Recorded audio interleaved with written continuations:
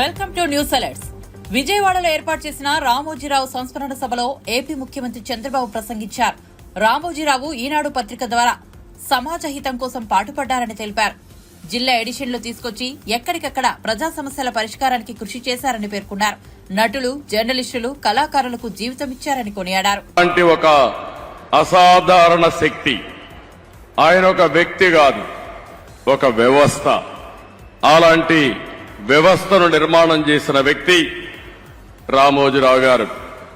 ఆయన ఒకసారి చూస్తే ఏ రంగం తీసుకున్నా ఆ రంగంలో నెంబర్ 1 గా ఉండడం, ఏ రంగం తీసుకున్నా దాన్ని మెగా స్కేల్లో ఆలోచించడం, ఇంకొక పక్కన అందులో ఏది చూసినా కూడా ఒక పద్ధతి ప్రకారం నీతి నిజాయితీకి ప్రతిరూపం రామోజీరావు గారని చెప్పి నేను మీకు తెలియజేస్తున్నా. ఇంకొక పక్క ఏ కార్యక్రమం చేసినా ప్రజాహితాన్ని దృష్టిలో పెట్టుకుని ప్రజాస్వామ్యాన్ని కాపాడుతూనే రాజీ లేని పోరాటం చేసిన పోరాట యోధుడు రామోజీరావు గారని చెప్పి కూడా నేను మీకు తెలియజేస్తున్నా. ఈరోజు ఆయన ఏ రంగం తీసినా మీరు చూస్తే, వ్యాపారాలు చేసినా, సినీ రంగం చూసినా, సేవా రంగం చూసినా, పత్రికా రంగంలో చూసినా ఆయనే సాటి. అలాంటి బృహత్తరమైన కార్యక్రమాలు చేసిన వ్యక్తి రామోజీరావు గారు. ఆయన మీడియాలో చేసిన కృషికి మీరు చూస్తే అనేక అవార్డులు వచ్చాయి. బీడీ గోయంక గాని, యుద్ధ వీరు గాని, ఇలాంటి అవార్డ్స్ అన్ని వచ్చాయి. ఇది కాకుండా మీరు ఒకసారి చూస్తే అనేక యూనివర్సిటీలు గౌరవ డాక్టరేట్లు ఇచ్చారు. కడాన గవర్నమెంట్ ఆఫ్ ఇండియా అత్యంత ఉన్నత పురస్కారం పద్మ విభూషణ్ ఇచ్చి గౌరవించారు. ఈ గౌరవం మీరు మనందరం కూడా గుర్తుపెట్టుకోవాల్సింది.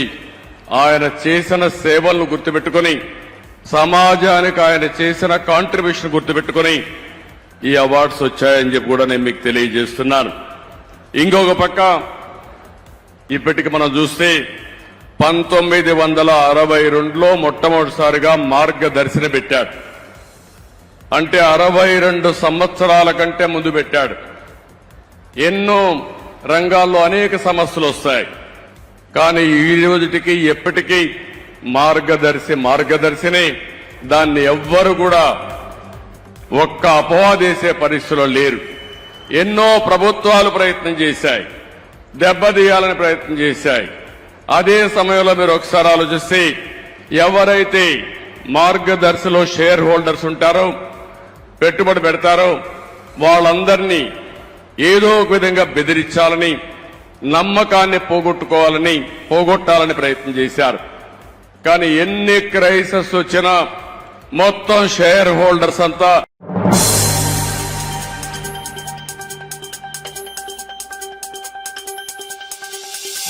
ఈనాడు గ్రూప్ సంస్థల వ్యవస్థాపకుడు రామోజీరావు సంస్మరణ సభకు AP deputy CM Pawan Kalyan హాజరయ్యారు. ఈ కార్యక్రమంలో ఆయన ప్రసంగిస్తూ రామోజీరావు గురించి అందరూ చెప్పిన దానికంటే తన అనుభవంలో రామోజీరావు గురించి ఎంతో తెలుసుకున్నారని వెల్లడించారు.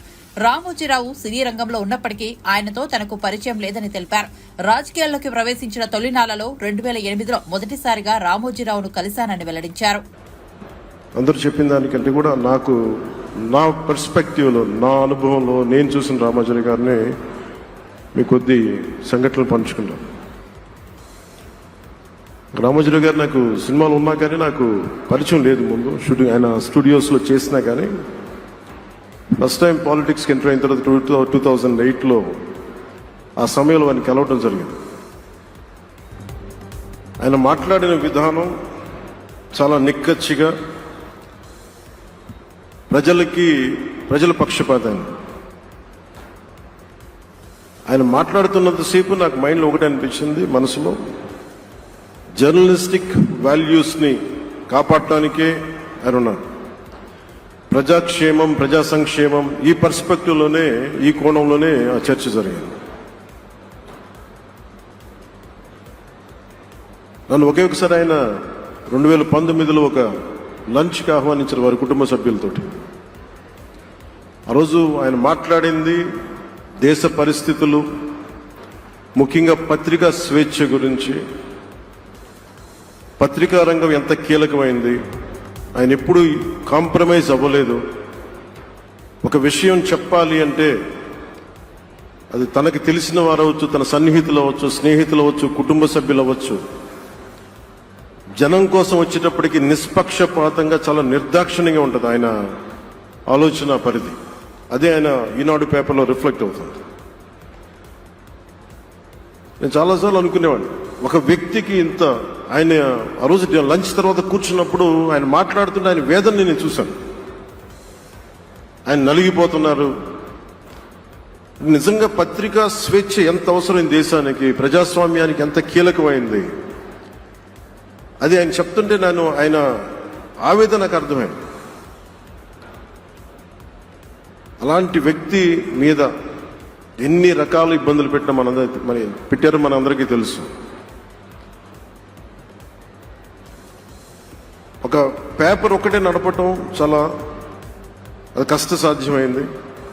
కానీ దాంతోపాటు ఆయనకి నష్టపోవడానికి జనరల్గా అలాంటి విలువలు కమిట్మెంట్ ఉన్న వాళ్ళు మిగతా వ్యాపారాలు అంటే ఆయన్ని అన్ని రకాలుగా దాడులు చేయడానికి చాలా తేలిక. అలాంటి దాడుల్ని తట్టుకుంటూ యాజ్ ఎ జర్నలిస్ట్ ఆయన అన్కాంప్రమైజింగ్ యాటిట్యూడ్, అన్కాంప్రమైజింగ్ వాలర్, అవన్నీ ఆయన్ని నాకు చూస్తే చాలా చాలా ఆనందం వేస్తుంది. ఆయన ఒకటే చెప్పారు నాకు,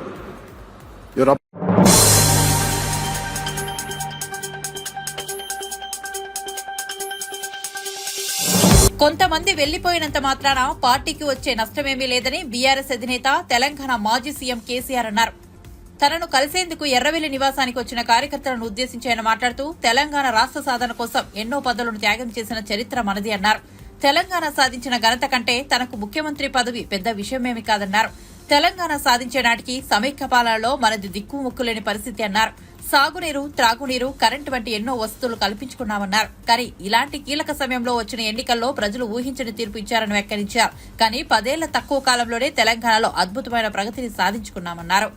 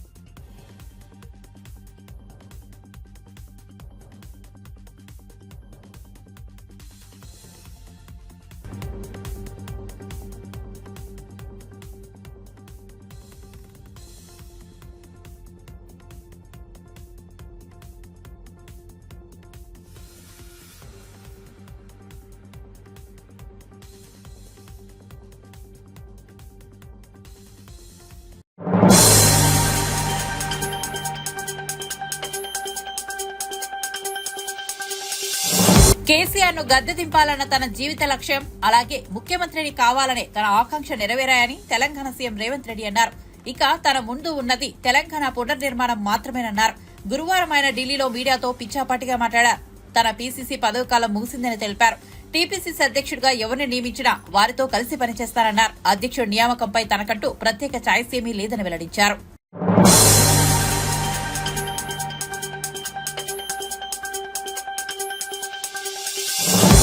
నలభై శాతం ఓట్ షేర్ ఉన్న రాజకీయ పార్టీ వైసీపీ అని అన్నారు మాజీ మంత్రి అంబటి రాంబాబు.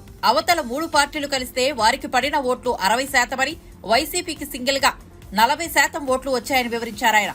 ఏపీలో విధ్వంస రాజకీయాలు కొనసాగుతున్నాయని మండిపడ్డారు. ప్రజావేదిక కూల్చివేశామన్న కక్షతో ఇప్పుడు వైసీపీ ఆఫీస్ ని కూల్చేశారని, మిగతా ఆఫీసర్లకు కూడా నోటీసులు ఇస్తున్నారని ఆరోపించారు. తమ ఆఫీసుల నిర్మాణం అక్రమ అయితే అధికారులు నోటీసులు ఇవ్వాలి, కానీ టీడీపీ నేతలు ప్రెస్ మీట్లు పెట్టి భవనాలు కూరుస్తామని హెచ్చరించడం ఏంటని ప్రశ్నించారు అంబటి. ఇది అరాచకం, అక్రమం, అధికారం ఉందని అరాచకాలు చేస్తే ప్రజలు సహించారని అన్నారాయన. భయకంపితులను చేయాలనేటువంటి దురుద్దేశంతో ఈ కార్యక్రమాలన్నీ చేస్తున్నాం. ఇలాంటి తప్పుడు కేసులు పెట్టడాన్ని మేము తీవ్రంగా ఖండిస్తున్నామని కూడా ఈ సందర్భంగా మనవి చేస్తున్నాను. ఈ 307 కేసులు పెట్టి వేధించాలని ప్రయత్నం చేసేటటువంటి ఈ వ్యక్తిని ఏదైతే తెలుగుదేశం శక్తులు ఉన్నాయో వాటన్నిటినీ కూడా ప్రజలు గమనించాలని మనం చేస్తున్నాం. వీటన్నిటి నుంచి కూడా రామకృష్ణారెడ్డి గారు బయటకు వస్తారు. ధర్మంగా జరుగుతున్నటువంటి కార్యక్రమం అని కూడా మాది ఈ సందర్భంగా నేను చెప్పదలుచుకున్నాను. ఇక రెండో అంశానికి వచ్చినప్పుడు ఇందాక మిత్రులు కూడా చెప్పారు, మొన్న కూడా మా మాజీ మంత్రివర్యులు నాని గారు చాలా వివరించి చెప్పారు. మేము 10 సంవత్సరాల క్రితం ఈ రాష్ట్రంలో ప్రారంభమైనటువంటి 10-12 సంవత్సరాల క్రితం ప్రారంభమైనటువంటి రాజకీయ పార్టీ, చాలా బలమైనటువంటి రాజకీయ పార్టీ. 67 సీట్లు మొదటిసారిగా గెలుచుకున్నాం. తరువాత 151 సీట్లు గెలుచుకున్నాం. మొన్న కేవలం 11 సీట్లకే పరిమితమయ్యాం. కానీ 40% ఓట్ షేర్ ఉన్నటువంటి రాజకీయ పార్టీ, 60% మాకు వ్యతిరేకంగా ఉంది. అక్కడ 3 గెలిస్తే 60% అయింది. మేము ఒక్కళ్ళమే 40% ఉన్నాం. సీట్లు 11 ఉండవచ్చు. చాలా బలమైనటువంటి రాజకీయ పార్టీగా ఏర్పడినటువంటిది జగన్మోహన్ రెడ్డి గారి నాయకత్వంలో ఉన్నటువంటి వైఎస్ఆర్ కాంగ్రెస్ పార్టీ అనేది దయచేసి మర్చిపోవద్దని మనం చేస్తున్నాం. మేము మా పార్టీ కార్యకలాపాల కోసం రాష్ట్ర వ్యాపితంగా మేము ఆఫీసులు కట్టుకోవాలని నిర్ణయించుకున్నాం. అన్ని చోట్ల చట్టబద్ధంగా, ధర్మంగా, న్యాయంగా స్థలాలను కేటాయించుకున్నాం. మేము ప్రభుత్వం కేటాయించింది. దీని కొత్తగదే, మేము వచ్చిన తర్వాతే జగన్మోహన్ రెడ్డి గారు కేటాయించలేదే. ఇది చంద్రబాబు నాయుడు గారు పెట్టినటువంటి సాంప్రదాయం, చంద్రబాబు నాయుడు గారు ఇచ్చినటువంటి జీవోలు. ఆ జీవోల ప్రకారం, ఆ జీవోలన్నీ కూడా నిన్న నాని గారు చాలా వివరంగా వివరించారు. చంద్రబాబు నాయుడు గారే ఆయన జీవోలు తీసుకొచ్చి ఈ రాష్ట్రంలో అనేక చోట్ల, ఈవెన్ ఎన్టీఆర్ ట్రస్ట్ పేరుతో ఉన్నటువంటి తెలంగాణలో ఉన్నటువంటి బిల్డింగ్ కూడా, ఇవాళ ఇక్కడ తాడేపల్లిలో ఉన్నటువంటి బిల్డింగ్ కూడా, లేదా ఏలూరులోనూ మరొక చోట రాష్ట్ర వ్యాప్తంగా తెలుగుదేశం పార్టీ ఆఫీసులన్నీ కూడా ఇలా మీరు కేటాయించుకుని కట్టుకున్నవే. వాటి మీద మేము ఎప్పుడన్నా పడగొట్టడానికి ప్రయత్నం చేశామా? చేయలేదే. మీరు అధికారంలోకి వచ్చారు, మొత్తం నిర్మాణంలో ఉన్నాయి. మరి కొత్త పార్టీ కదా. మీరంటే 14 సంవత్సరాలు ముఖ్యమంత్రిగా చేశారు. ఎన్టీ రామారావు గారు ఇప్పుడు ప్రారంభించినటువంటి పార్టీ, రాజశేఖర గారు మరణించిన తర్వాత మేము ప్రారంభించుకున్నటువంటి రాజకీయ పార్టీ దినదిన ప్రవర్ధమానంగా పెరుగుతూ ఉంది. ఒకసారి అధికారం ఉండొచ్చు, ఒకసారి అధికారం పోవచ్చు, ఇప్పుడు ఏదైనా జరగవచ్చు. That is a different matter. But బలమైనటువంటి ఒక రాజకీయ శక్తి ఈ రాష్ట్రంలో వైఎస్ఆర్ కాంగ్రెస్ పార్టీ. ఇది కాదని నేను సత్యం, నేను మనవి చేస్తున్నాను. దానికి మేము పార్టీ కార్యకలాపాల కోసం మీరు ఇష్యూ చేసినటువంటి జీవో ప్రకారం, చంద్రబాబు నాయుడు గారు క్రియేట్ చేసినటువంటి జీవో ప్రకారం, చంద్రబాబు నాయుడు గారి ప్రభుత్వం క్రియేట్ చేసినటువంటి జీవో ప్రకారం వాళ్ళు కేటాయించుకున్నారు. ఏ జీవో ప్రకారం అయితేనే ఆ జీవో ప్రకారమే మేము గవర్నమెంట్ భూముల్ని కేటాయించుకొని మేము నిర్మాణాలు చేస్తుంటే ఏం చేస్తున్నారు మీరు? ఇవాళ తాడేపల్లిలో ఉన్న మా బిల్డింగ్ని పాల్గొట్టేశారు. టకటకటక నిమిషాల మీద పాల్గొట్టేశారు. ప్రమాణ స్వీకారం చేశారు, మా ఆఫీస్ పాల్గొట్టేశారు. అదేమంటే జగన్మోహన్ రెడ్డి గారు విధ్వంసకారుడు.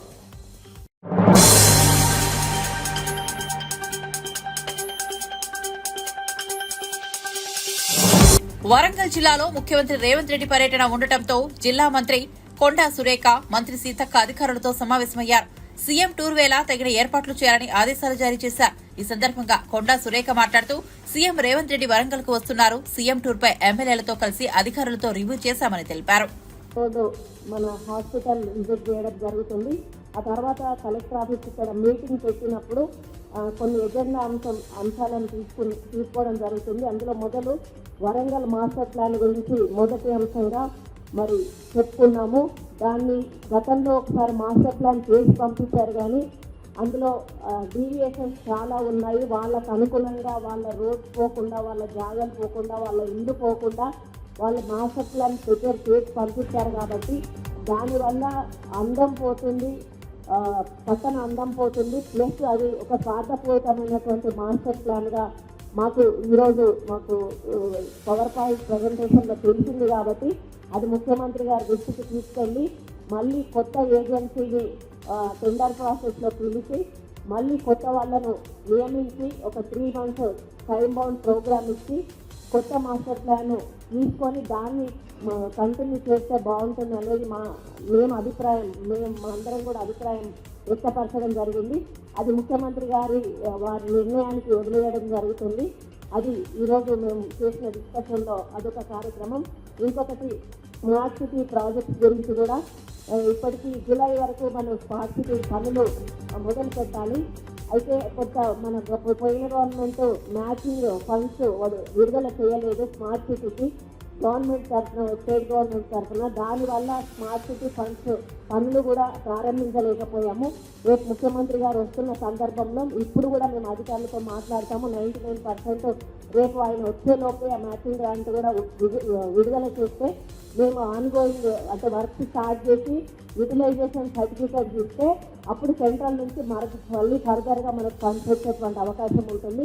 కాబట్టి రేపు సీఎం గారు వచ్చే వరకు విడుదల కాకపోయినా సీఎం గారు వెళ్ళిన వెంటనే ఈ స్మార్ట్ సిటీ ఫండ్స్ కూడా విడుదల చేసే కార్యక్రమాన్ని కూడా మరి తీసుకోమని వారిని కోరడం జరుగుతుంది.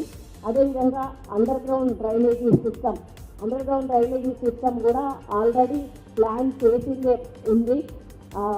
మళ్ళీ వాళ్ళని నేనేమంటే అది సీఎం గారు నోటీస్లో పెట్టి మళ్ళీ ఒకసారి సర్వే చేపిస్తామని చెప్పి కోరుతాము. ఎందుకంటే ఒక డ్రైనేజీ సిస్టమ్ కట్టిన తర్వాత అది స్లోప్స్ అంటూ సరిగా పెట్టకుండా ఇష్టానుసారంగా పెట్టినప్పుడు కట్టిన డ్రైనేజీకి విలువ లేకుండా పోతుంది. దానివల్ల ఇంకా ఇబ్బందులు ఎక్కువయ్యేటువంటి అవకాశం ఉంటుంది. కాబట్టి అది ఒకటి మేము అధికారులను సూచించాము. రేపు సీఎం గారి నోటీస్లో కూడా అది పాటుగా మేము కేబుల్ అండర్ గ్రౌండ్ కేబుల్ ఒకటి కూడా దాంతో పాటే వేస్తే, ఎందుకంటే మళ్ళీ తవ్వడము పెట్టడము ప్రజలను ఇబ్బంది పెట్టడం ఉండకుండా ఈ కేబుల్ అండర్ గ్రౌండ్ చేయడము, అదేవిధంగా వాటర్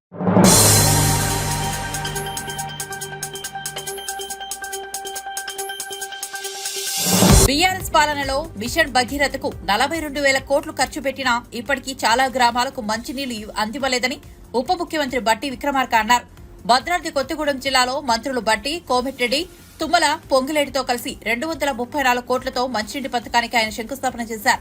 ప్రతి ఇంటికి పూర్తి స్థాయిలో నీళ్లిచ్చామని గత ప్రభుత్వం చెప్పిందని బట్టి తెలిపారు. ప్రతి ఇంటికి నీళ్లిస్తే 125 కోట్లతో మళ్లీ ఎందుకు పనులు చేపడతామని ప్రశ్నించారు. ప్రాధాన్యాల మేరకు పనులు చేసుకుంటూ ముందుకు వెళ్తున్నామని మంత్రి అన్నారు.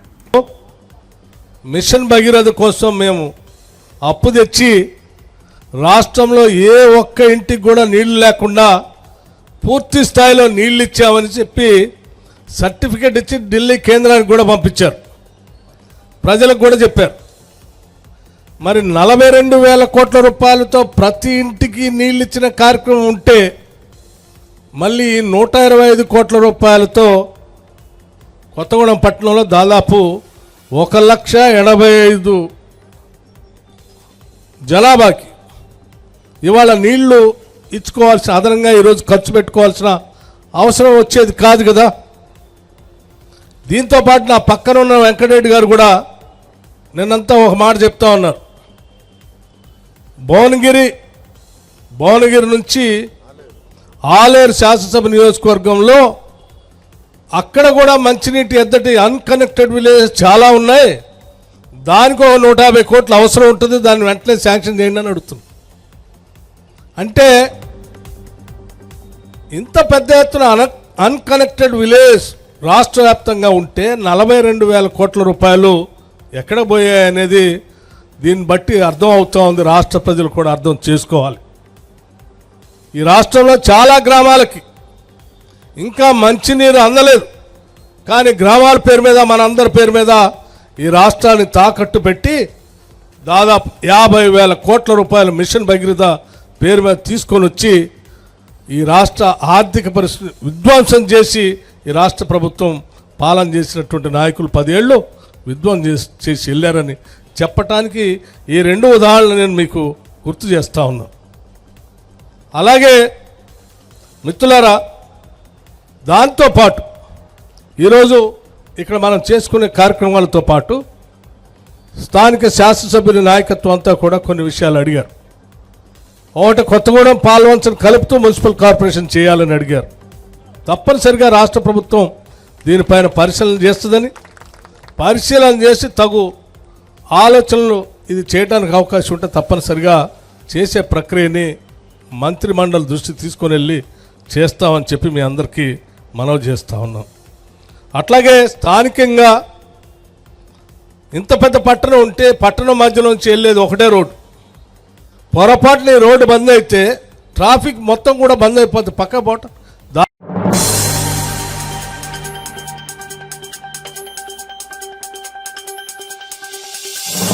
జీవో 46 బాధితులకు న్యాయం చేయాలని బీఆర్ఎస్ నాయకుడు రాకేష్ రెడ్డి డిమాండ్ చేశారు. బాధితులతో సీఎం రేవంత్ రెడ్డి చర్చలు జరపాలని రాకేష్ రెడ్డి కోరారు. జీవో 46 బాధితులకు ప్రభుత్వం కావాలని అన్యాయం చేస్తోందని ఆరోపించారు. అమాయక యువతను మోసం చేస్తోందన్నారు. బాధితులతో ప్రభుత్వం బంతి ఆట ఆడుతోందన్నారు. దాదాపు 20 సార్లకు పైగా కోర్టులో వాదనలు వాయిదా పడటం అంతా ప్రభుత్వం పుణ్యమే అన్నారు. జీవో 46 బాధితులు కాళ్లు అరిగేలా తిరుగుతున్నా పట్టించుకోవడం లేదన్నారు. గత ప్రభుత్వంలో చాలా స్పీడ్గా నడిచినటువంటి వర్క్స్ కొత్త ప్రభుత్వం రాగానే స్లో డౌన్ ఎందుకయింది అంటే గత ముఖ్యమంత్రి ప్రారంభించినటువంటి ఆసుపత్రి పనులను నేనెందుకు ముందు తీసుకెళ్లాలనేటువంటి ఒక దురాలోచన ఏమైనా ఉన్నదా? ఆ పట్టుదలకి ఏమైనా పోతున్నారా? ప్రతిష్టకి ఏమైనా పోతున్నారా? తేల్చండి మీరు.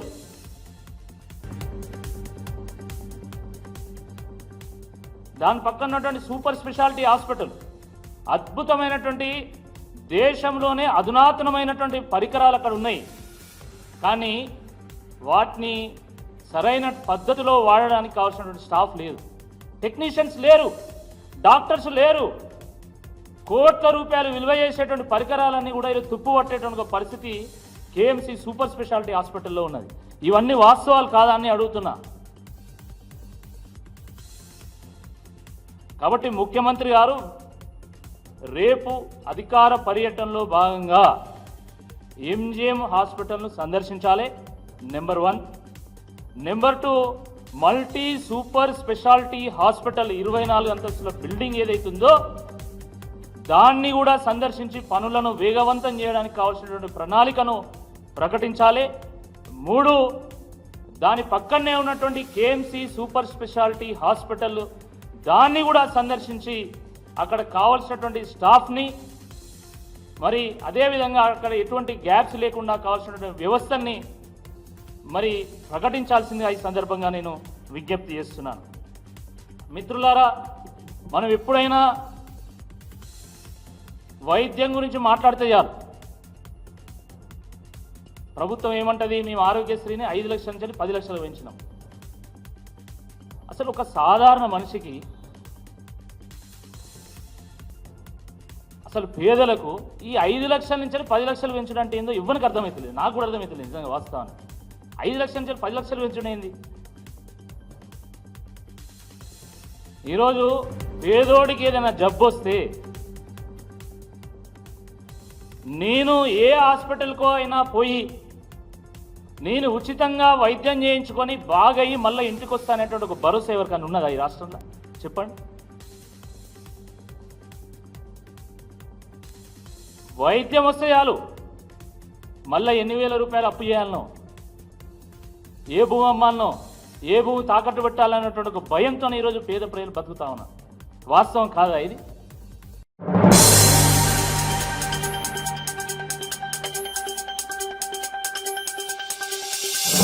మేడిగడ్డ బరాజ్ లో ఎన్డీఎస్ఏ సూచనల మేరకు 7వ బ్లాక్ లోని 20, 22వ పిల్లర్ల వద్ద చేపట్టిన గ్రౌటింగ్ పనులు 12వ పిల్లర్ నుంచి 22వ పిల్లర్ వరకు చేపట్టిన షీట్ ఫైల్స్ పనులు పూర్తయ్యాయి.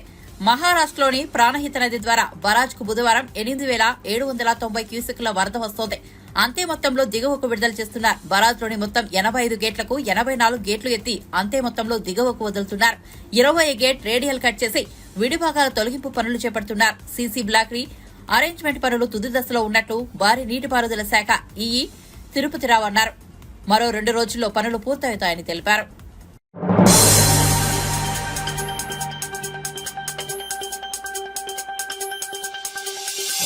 జాయింట్ ట్రాన్స్పోర్ట్ కమిషనర్ రమేష్ పై జరిగిన దాడిని రవాణా శాఖ మంత్రి పొన్నం ప్రభాకర్ తీవ్రంగా ఖండించారు. ఏమైనా ఇబ్బంది ఉంటే పోలీసులకు కంప్లైంట్ చేసుకోవాలి, కానీ ఇలా అధికారుల మీద దాడులు చేయడం పద్ధతి కాదని మంత్రి చెప్పుకొచ్చారు.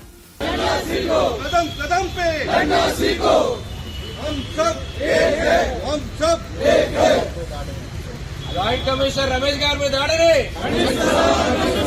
జాయింట్ కమిషనర్ రమేష్ గారి మీద దాడిని జాయింట్ కమిషనర్ శ్రీ రమేష్ గారిపై దాడిని మా టోటల్ ట్రాన్స్పోర్ట్ డిపార్ట్మెంట్ ఉద్యోగ సంఘాలు ఉద్యోగులందరం కూడా తీవ్రంగా ఖండిస్తున్నాము. ఈరోజు జరిగిన చర్య చాలా హేయమైన చర్యగా భావిస్తున్నాం. మేము దీనికి ప్రొటెక్ట్గా రేపు అంతా రాష్ట్రం అంతా కూడా మా ఉద్యోగులను పెండ్ అవుట్ ట్రై చేయాలని మా ఆల్ డిపార్ట్మెంట్లోని అన్ని సంఘాలు, మినిస్ట్రియల్ సంఘము, రూపనాధికారుల సంఘము, మరి కానిస్టేబుల్ సంఘం అందరం కూడా మా టెక్నికల్ ఆఫీసర్ సంఘం కూడా డిసిషన్ తీసుకోవడం జరిగింది. కాబట్టి రేపు మేము తీవ్రంగా దీన్ని ప్రతిఘటిస్తూ మా యొక్క మెమోరాండంని గౌరవ రవాణా కమిషనర్ గారికి సమర్పిస్తాం. రేపు ట్రాన్స్పోర్ట్ కమిషనర్ రమేష్ సార్పై భౌతిక దాడి జరగడాన్ని తీవ్రంగా ఖండిస్తూ ఉన్నాము. రవాణా శాఖలోని అన్ని ఉద్యోగ సంఘాలు తీవ్రంగా ఖండిస్తూ ఉన్నాయి. ఇది చాలా ఆక్షేపణీయము. ఒక ఉన్నత స్థాయి అధికారిపై ఒక ఆటో యూనియన్ ఇంతకుముందు ఒక రకమైనటువంటి పాస్ట్ హిస్టరీ, బ్యాడ్ హిస్టరీ ఉన్నటువంటి ఇంతకుముందు కూడా అదే ఆటో రిక్షా యూనియన్ నాయకుడు ఇంతకుముందు కూడా రవాణా శాఖ అధికారులపై కూడా దాడి చేయడం జరిగింది. ఇదే హ్యాబిట్ కొనసాగితే మాత్రము ఖచ్చితంగా కొనసాగకుండా రేపు ప్రొటెస్ట్ 1 డే పెన్ డౌన్ మేము చేయాలని చెప్పేసి మేము జరిగింది. అంతేకాకుండా ఎవరైతే దాడి చేశారో ఆయనకు సంబంధించినటువంటి ఆటో రిక్షా యూనియన్ కూడా ఈ రవాణా శాఖ కార్యాలయాల్లో కూడా బహిష్కరించాలని చెప్పేసి కూడా మేము డిమాండ్ చేస్తా ఉన్నాము. ఒక భౌతికమైనటువంటి దాడి చేయడం అంటే నిజంగా ఈ సందర్భంగా ఖచ్చితంగా అందరూ కూడా జోక్యం చేసుకోవాలి. రిమాండ్ విధించడమే కాకుండా కఠినమైనటువంటి చర్య మరొకసారి ఇటువంటి సంఘటనలు పునరావృతం కాకుండా ఏ కింది స్థాయి ఉద్యోగి అయినా కూడా ఏ స్థాయి ఉద్యోగి అయినా కూడా ప్రభుత్వ ఉద్యోగిపై దాడి అనేది చేస్తే అది ఖచ్చితంగా చట్ట ప్రకారము ఖచ్చితంగా తీవ్రమైన చర్యలు తీసుకోవాల్సిన అవసరం ఉందని చెప్పేసి కూడా ఈ సందర్భంగా మేము డిమాండ్ చేస్తా ఉన్నాము.